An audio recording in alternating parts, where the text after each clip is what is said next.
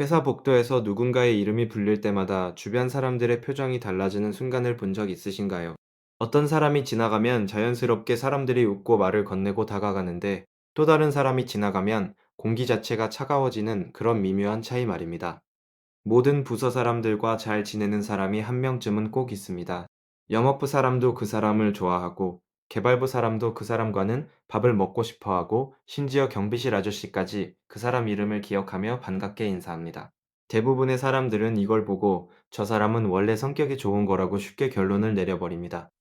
하지만 그건 완전히 틀린 판단입니다. 그 사람들에게는 절대 입 밖에 꺼내지 않는 관계의 기술이 존재하고 있었습니다. 오늘은 사회생활을 잘하는 사람들이 본능처럼 사용하지만 누구에게도 알려주지 않는 관계의 비밀을 낭낭히 파헤쳐 보겠습니다. 이 영상을 끝까지 보시면 내일부터 회사에서 사람을 대하는 방식이 근본적으로 달라질 겁니다.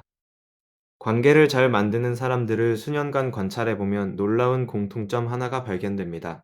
그들은 말을 많이 하는 사람이 아니라 상대가 한 말 속에서 감정이 담긴 핵심 단어를 정확하게 골라내는 사람이었습니다. 단순히 힘들었겠다라고 말하는 것과 그 상황에서 억울했겠다라고 말하는 것 사이에는 하늘과 땅 차이가 있습니다. 전자는 그냥 공감의 흉내이고 후자는 상대방의 감정을 정밀하게 저격하는 것입니다. 이렇게 감정을 정확히 짚어주면 상대방의 뇌는 무의식적으로 이 사람은 나를 이해한다고 즉시 분류해버립니다. 이 분류가 한번 이루어지면 그 다음부터는 무슨 말을 해도 신뢰의 필터를 통과하게 되어 있습니다. 심리학에서는 이것을 감정 반영 기법이라고 부르는데 원래는 전문 상담사들이 내담자와 신뢰를 구축할 때 쓰는 고급 기술입니다. 그런데 사회생활을 잘하는 사람들은 이 기법을 누가 가르쳐 준 것도 아닌데 마치 숨을 쉬듯 자연스럽게 사용하고 있었던 겁니다. 문제는 이 기술이 왜 그토록 강력한지를 제대로 이해하는 사람이 거의 없다는 점입니다. 인간의 뇌는 자신의 감정이 정확하게 언어화되는 순간 엄청난 쾌감을 느끼도록 설계되어 있습니다. 이것은 생존 본능과 직결되어 있는데 먼 옛날 부족 생활을 하던 시절 나의 감정을 이해하는 사람은 곧 나의 편이라는 등식이 유전자에 새겨졌기 때문입니다. 그래서 누군가 내 감정을 정확히 읽어주면 우리의 뇌는 자동으로 이 사람은 안전하다는 신호를 보내고 경계심을 풀어버립니다. 반대로 아무리 좋은 말을 해줘도 감정의 핵심을 비껴가면 뇌는 이 사람은 나를 모른다고 판단하고 거리를 둡니다. 이것이 바로 똑같이 친절한데 어떤 사람은 가까워지고 어떤 사람은 거리감이 느껴지는 이유입니다. 사회생활을 잘하는 사람들이 사용하는 두 번째 기술은 더 교묘합니다. 그들은 절대로 상대방의 자존심을 건드리지 않으면서도 자신의 의견을 관철시키는 방법을 알고 있습니다. 핵심은 반박이 아니라 질문의 형태로 자신의 생각을 전달하는 것입니다. 그건 아닌 것 같은데요. 대신 혹시 이런 경우에는 어떻게 될까요? 라고 물어보면 상대방은 스스로 자신의 논리에 구멍이 있다는 것을 발견하게 됩니다. 이때 상대방은 반박당한 것이 아니라 스스로 깨달은 것이라고 느끼기 때문에 자존심이 전혀 상하지 않습니다. 이것은 고대 그리스의 철학자가 사용했던 문답법과 본질적으로 같은 기술입니다. 상대방이 스스로 답에 도달하게 만들면 그 답은 내 의견이 아니라 상대방 자신의 결론이 되어버립니다. 사회생활의 고수들은 이 원리를 회의실에서, 회식 자리에서, 심지어 엘리베이터 안에서의 30초짜리 대화에서도 정확하게 적용합니다. 세 번째 기술은 어쩌면 가장 반직관적인 것일 수 있습니다. 관계를 잘 만드는 사람들은 의도적으로 자신의 약점을 보여줍니다. 완벽한 사람에게는 존경은 갈 수 있어도 친밀감은 생기지 않기 때문입니다. 심리학에서 이것을 실수 효과라고 부르는데 유능한 사람이 작은 실수를 하면 오히려 호감도가 올라간다는 연구 결과가 있습니다. 사회생활의 달인들은 이것을 정확히 알고 있어서 일부러 사소한 실수담을 꺼내거나 자신의 부족한 점을 유머로 포장해서 이야기합니다. 이렇게 하면 상대방은 아, 이 사람도 나처럼 완벽하지 않구나 하는 안도감을 느끼고 심리적 거리가 확 줄어듭니다. 근데 여기서 중요한 것은 보여주는 약점의 수위 조절입니다. 너무 심각한 약점을 드러내면 신뢰가 떨어지고 너무 사소한 것만 보여주면 가식적으로 보이기 때문입니다. 이 미세한 경계선 위에서 균형을 잡는 것이 진짜 고수와 아마추어를 가르는 차이점입니다. 네 번째 기술은 침묵의 활용입니다. 대부분의 사람들은 대화 중 침묵이 생기면 불안해서 어떻게든 말로 채우려고 합니다. 하지만 관계의 고수들은 의도적으로 침묵을 만들어냅니다. 상대방이 중요한 이야기를 끝낸 직후 바로 대꾸하지 않고 잠시 3초에서 5초 정도 조용히 바라보면 상대방은 이 사람이 내 말을 진지하게 받아들이고 있구나라고 느낍니다. 이 짧은 침묵이 만들어내는 신뢰감은 수십 마디의 위로보다 강력합니다. 실제로 전문 협상가들도 이 기술을 핵심 무기로 사용하는데 침묵 앞에서 사람들은 무의식적으로 더 많은 정보를 스스로 내놓게 됩니다. 5번째 기술은 이름의 반복 사용입니다.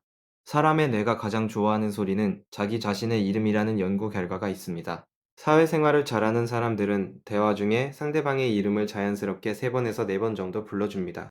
김 과장님 그때 정말 고생 많으셨죠? 김 과장님이 아니었으면 어떻게 됐을지 모르겠네요. 이런 식으로 이름을 반복하면 상대방은 자신이 특별한 존재로 인정받고 있다는 느낌을 받습니다. 하지만 이것을 너무 자주 하면 오히려 부자연스러워지기 때문에 적절한 빈도를 유지하는 것이 관건입니다. 이 5가지 기술을 알고 나면 사회생활을 잘하는 사람들의 행동이 완전히 다르게 보이기 시작합니다. 그들의 친절함이 단순한 성격이 아니라 정교하게 설계된 전략이었다는 사실이 드러나는 것입니다. 그렇다면 이런 기술을 사용하는 것은 사람을 조종하는 것일까요?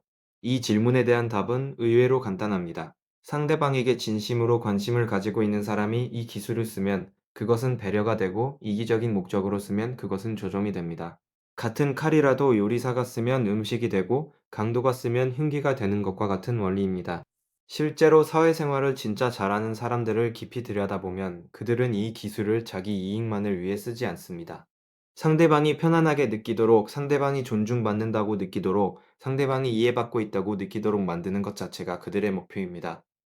이것이 바로 관계의 기술과 관계의 사기를 구분하는 핵심적인 차이입니다. 관계를 잘 만드는 사람들의 6번째 비밀은 거절의 기술에 있습니다.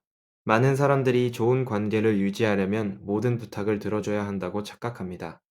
하지만 실제로는 정반대입니다. 모든 것을 수락하는 사람은 만만한 사람으로 분류되고, 적절하게 거절하는 사람은 가치 있는 사람으로 분류됩니다. 관계의 고수들은 거절할 때 항상 대안을 함께 제시합니다. "그건 어렵겠지만 이런 방법은 어떨까요? 라는 한마디가 거절의 충격을 흡수하면서도 자신의 가치를 지켜줍니다. 이 기술을 모르는 사람들은 거절할 때마다 관계가 나빠지고, 수락할 때마다 자신의 에너지가 고갈되는 악순환에 빠져버립니다. 7번째 기술은 타이밍의 활용입니다. 같은 말이라도 언제 하느냐에 따라 효과가 10배 이상 달라집니다.